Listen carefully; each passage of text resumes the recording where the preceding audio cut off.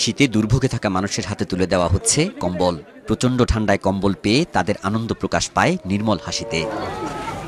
এলাকার তরুণদের যুক্ত করে আগে থেকে খোঁজ নিয়ে যাদের শীত নিবারণের সহায়তা প্রয়োজন তাদের তালিকা করা হয়। সে অনুযায়ী বিতরণ করা কম্বল পেয়ে খুশির কথা জানান শীতার্তরা। এখানে তো শীত বেশি করতেছে, আল্লাহ রাস্তায় মানে একটু কম্বল একটা পাইছি। ওকে আমাদের শীতের জন্য কম্বল দিছে, ওকে আমাদের আন্তরিক ধন্যবাদ।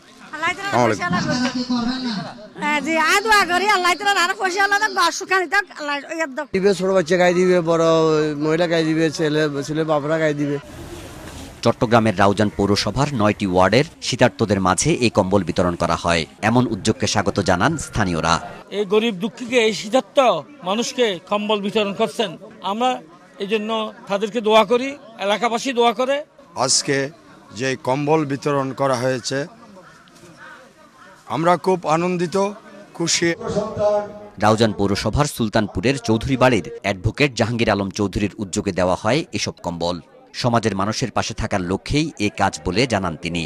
আমি এই সমাজে বড় হয়েছি, এখানে মানুষের দোয়া এবং মানুষের সহায়তায় আমি বড় হয়েছি। এই সমাজের প্রতি, এই এলাকার প্রতি আমার কিছুটা দায়িত্ব আছে।